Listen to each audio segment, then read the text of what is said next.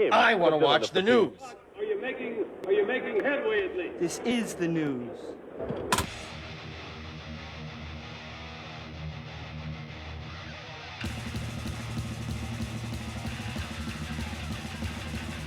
Smack 'em a cub, it's time for the only news that matters.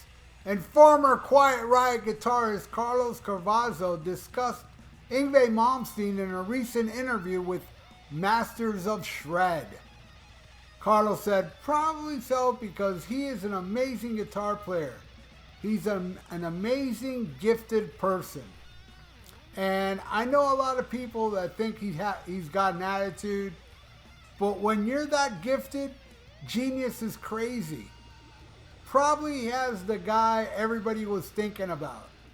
Oh, wow, Yngwie, because he is amazing. I actually did an interview for a book coming out about him. They interviewed me for that, and I remember he was asking me about why people think he's got an attitude. And he actually is a nice guy. He is. But when he came to America, a lot of people were kind of mean to him, I think. And he didn't take too well to that. I think some people in the industry,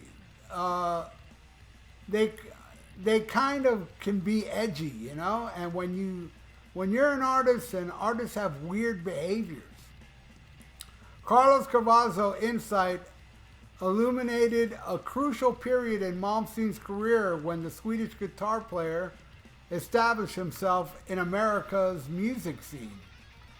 Research for biographical sources reveal that Malmsteen's American journey began with Graham Bonnet's band Alcatraz.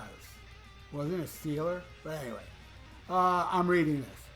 His time with the band brought rapid success. However, eternal tensions eventually led to his departure. The transition became a defining moment for Malmsteen. Metal Talk documented his emergence as a pioneering figure in the neoclassical metal.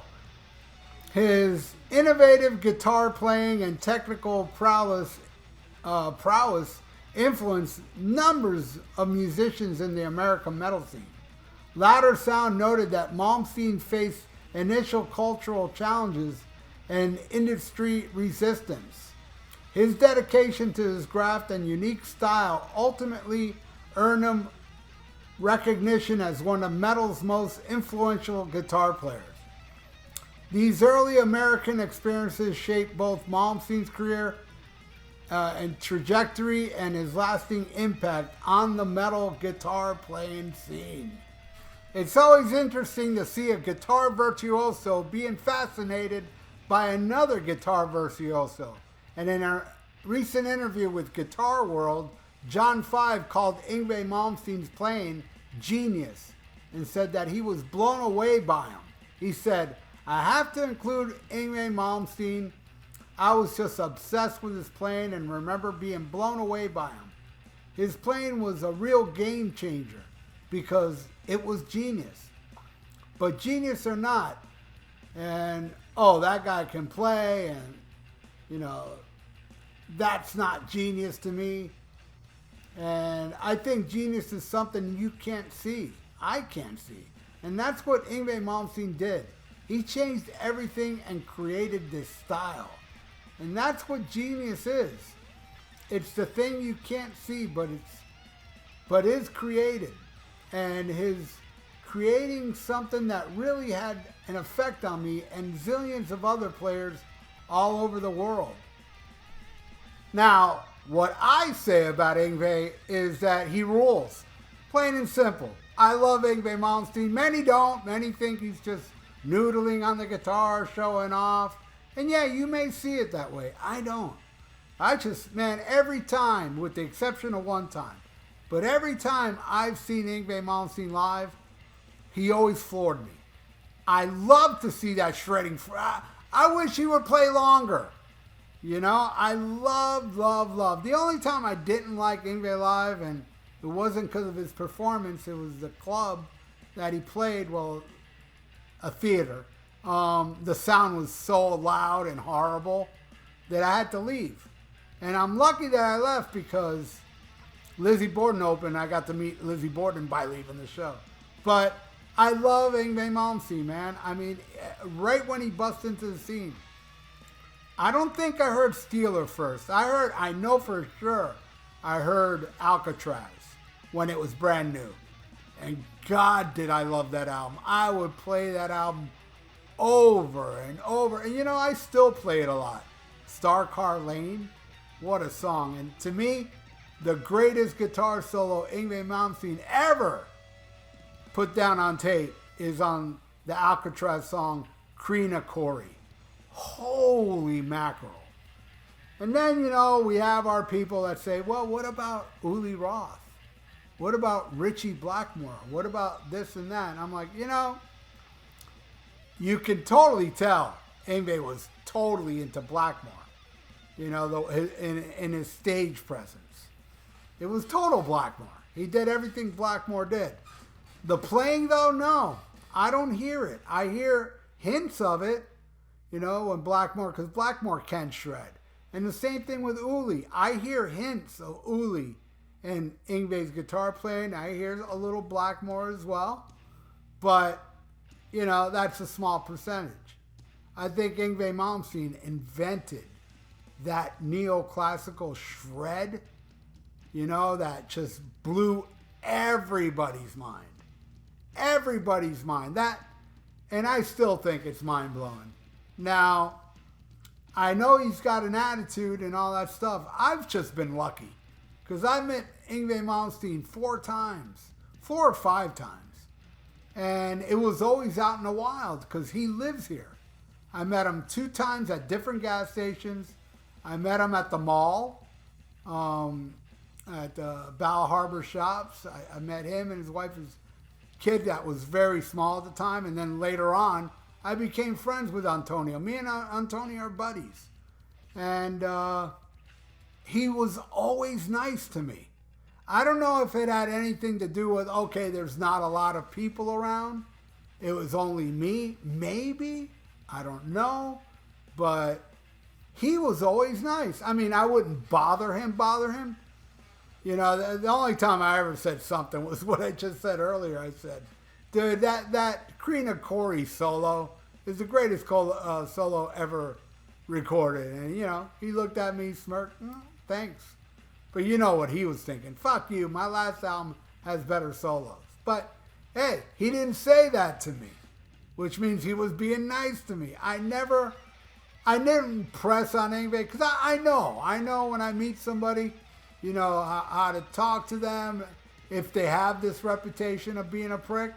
I made it super casual, man. And he was always nice. And then I became friends with his son. And this is something really funny. 2 things funny. One occasion, his son told me, he goes, hey, my dad told me today, hey, what's up with your friend Dr. Fuck? That's what he told me. And then another thing he told me that was even more mind-blowing is from my band Combat. You know, Yngwie doesn't like anything. He liked one of the songs. I think it was Perfect Stranger. Perfect Enemy. I'm pretty sure it was. But, yeah, I was like, wow, Yngwie don't like anything. He likes one of my songs. You know? And Antonio is an extremely talented guitar player. Nothing like his father. I saw him, his solo band that had my drummer Brutal Brian playing with him. And it was fucking amazing. Now, he was a little more Blackmore than his dad. And he also sings great. I mean, they performed Stormbringer from Deep Purple. They did a cover and it ripped. It was great, man. It was fucking awesome. And I filmed it. And then he told me, dude, don't ever release that. I played like crap. I disagree, but I never did release it. He didn't tell me to delete it, so I kept it for myself. Anyway, Yngwie will always be special to me. I always keep up with what he's doing, and I thought his last album was an improvement from quite a few albums before that. But, you know, every time he comes, man, I try to go. I don't see him every single time, but he lives down here, but he doesn't play shows that I know of unless he's touring. But when he does tour, he always plays South Florida.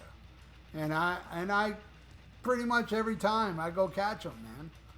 And I just love him, man. And I know a lot of people don't, and that's your thing. You can't stand too much shred, and you see it a certain way. And I understand. You see it, oh, he's a show-off, and it gets boring. That's the way you see it. I see it differently. Do I think you're wrong? No. But you're not, you don't, I'm not wrong to you either, because I love that stuff. I love to see somebody shred on the guitar like Yngwie Malmsteen does.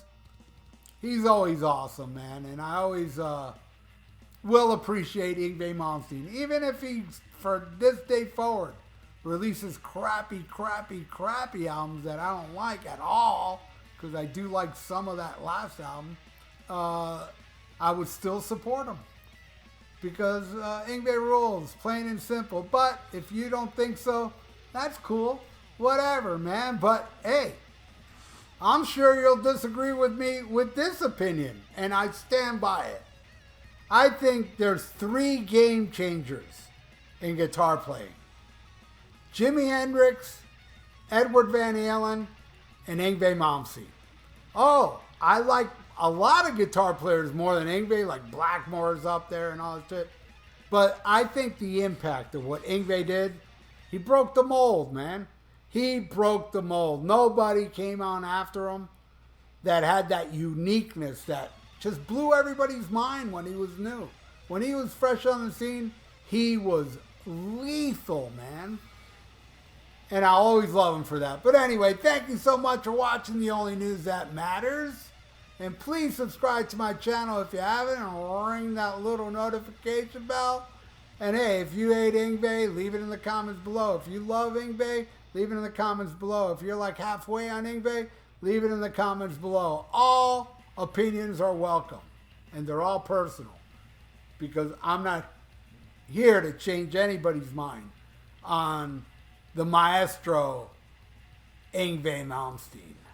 And like the video, it's good for the YouTube algorithms. So stay frosty. Listen to Marching Out by Yngwie Malmsteen's Rising Force, and smack 'em a gob. Farewell and adieu to you fair Spanish ladies. Farewell and adieu, you ladies of Spain. For we've received orders for to sail back to Boston, and so never more shall we see you again.